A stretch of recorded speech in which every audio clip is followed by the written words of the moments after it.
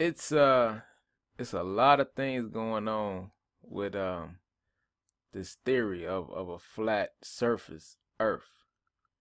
And I think guys like Mr. Strive to Survive, Rob Skiba, and Jeranism are some of the biggest silver linings of the movement. Not because of their religious beliefs, but because they're strong-minded people. Jeranism is not really even a quote-unquote religious person. Me, myself, I'm not a Christian, I'm not a Catholic.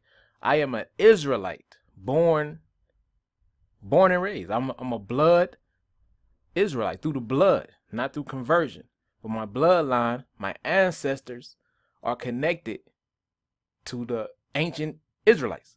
So even with that, I have some spiritual faith in a creator. So, but these guys are strong-minded people, and it's for them to push a flat earth.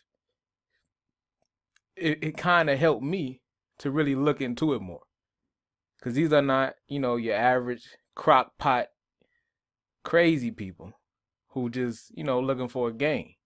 You know what I'm saying? Who just trying to find a new thing that they can run up some bands on. These real guys, and me, by being a brother, a Israelite, Hebrew Israelite, I was kind of, swayed to try to check more into this, because this was kind of retarded to me, like it was for everybody. But anyways, I titled it Jeranism. The title is about Jeranism because he's not really religious, and I want to try to help him with this, because when he read the scriptures, he read it and he see that it's not really totally agreeable with the world. You know what I'm saying? It doesn't really line up with the world. And the reason why it doesn't line up with the world, and why he sometimes say maybe Satan wrote the Bible to trick us into falling into some other doctrine. But he believes it's a creator. He just don't say that it's, the God of the Bible, which I understand. And the reason why is, when we think of Christianity, first we think he's a Caucasian. That's one of the biggest things. He's a Caucasian white guy, who's loving and caring, and this what he do. So when you see the Most High God of the Old Testament, he kind of don't reflect that in the New Testament. Well, I want to read a couple verses to say otherwise. Okay, this is a verse in Matthew chapter 15, verse 22, to show that the Old Testament is in the New Testament, but it was a spiritual thing now, because the law was given to my ancestors to be more, to make them more spiritual, but they was lacking in spirit. So Christ had to come and show my people how to operate in the law. So I'm going to read this in Matthew 15 to show that the Old Testament God, the Elohim, the powers of the Old Testament is the same powers in the New Testament. How they operated in is how they operate now. I'm just giving a show how Christ was still had that spirit of the Most High, where he only wanted to deal with a certain people on the planet. I'm gonna just read it. Matthew 15, verse 22. And behold, a woman of Canaan came out of the same coast, and cried unto him, saying, Have mercy on me, O Lord, thou son of David. My daughter is grievously vexed with a devil. So she had a spirit on her. She was talking to Christ. But he answered her not a word, so he didn't say nothing to her. And his disciples came and besought him, saying, Send her away, for she crieth after us. So she was crying, trying to get help for her daughter, to help her with this devil that was in her, and she knew Christ could help her. Now, this is a woman in Canaan who was not an Israelite. Verse 24. But he answered and said, I am not sent but unto the lost sheep of the house of Israel. Now in verse 25 and 26, I'm gonna read them. Here, verse 25. Then came she and worshipped him, saying, Lord, help me. But he answered and said, it's not meet to take the children's bread and cast it to dogs. So he called this woman of Canaan begging for help a dog. This is Christ's character. Now, was he wrong? Was he evil for doing that? Or did he not tell her? But he answered and said in verse 24, but he answered and said, I am not sent but only to the lost sheep of the house of Israel.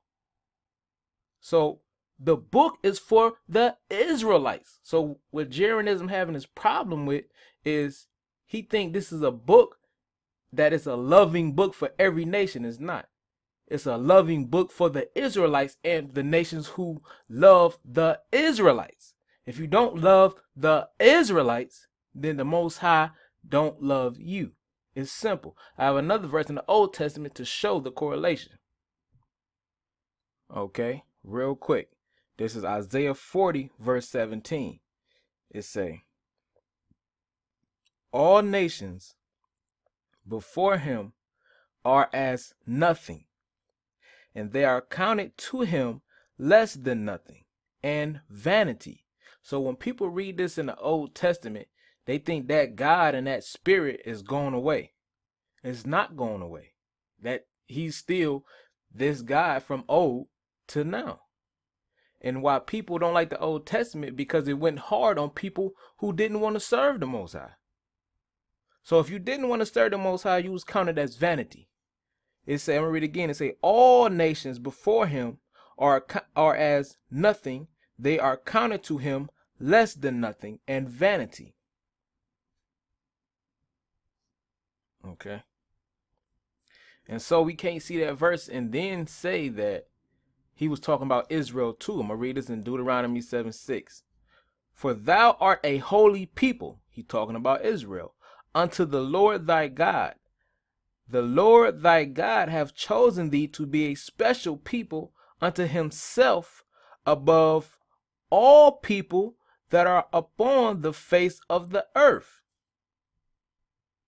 So these people are special to him, and the other nations are counted as nothing if they don't want to serve him.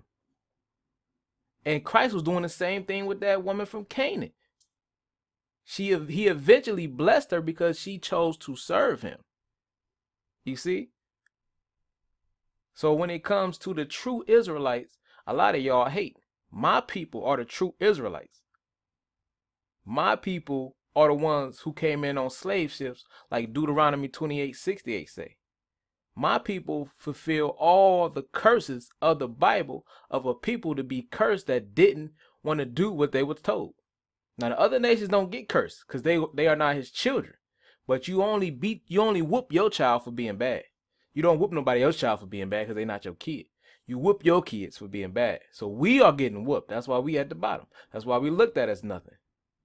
So where Jeranism is misunderstanding is, it's not a book for everybody.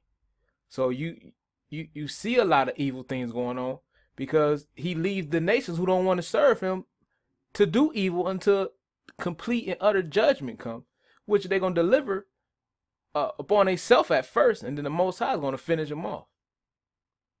So this is the problem I think Jeranism is having with the scriptures, is that he don't know who the Israelites are and who the book is even pertaining to. Every nation have their own documents and history books. You got the Buddhism, you got the East Indians with their mythology, and you got the Greeks, and everybody had their book on the planet. You got the Canaanite books, you got the Egyptian books, you got the Ethiopian books. You got all type of books and documents talking about a specific people. Why is the African American the only one who have zero history prior to the slave ships? Zero history. Is that not a mystery? Why do these people have no history? Slave ships is the beginning of the African American. Why is that? What happened before that? Prophecy happened. Deuteronomy 28:68 say that we will go unto slave ships back into Egypt. And if this place ain't Egypt, look on the back of your dollar. Go to Washington. They got monuments mimicking Egypt. So when the prophet Moses saw this, all he can say was, well, they going back to Egypt. My people going back to Egypt because it looked like Egypt. We going back into captivity. So back again, this flat earth thing is true. What Jeranism speak is true because he don't understand it. So it's true to his understanding. But the understanding is my people are the Israelites and we suffering the curses. I had to get real on y'all, you know, but I'm going to keep it flat earth, but I got to give y'all the truth. I got to give y'all the truth, and I'm going to tell you why, Matthew. And this is the truth. Matthew 24, verse 14. And this gospel of the true Israelites, I added that to the true Israelites, but it say, and this gospel of the kingdom shall be preached in all the world for a witness unto all nations, and then the end shall come. So everybody who's seeking to end this world, start telling people that my people are the Israelites, because we lost our heritage. We lost our role on this planet. We lost our authority because we chose to be evil to the Most High and not listen to him. So he punished us. He punished us with other people. And Jeranism, you had to let that wrap around your head, Jaron, because it's fact. We are suffered the most, but we do the most amazing things. Because we are a special people unto the Most High. Now, if you love us, we love you. If you hate us, the Most High will hate you. Shalom.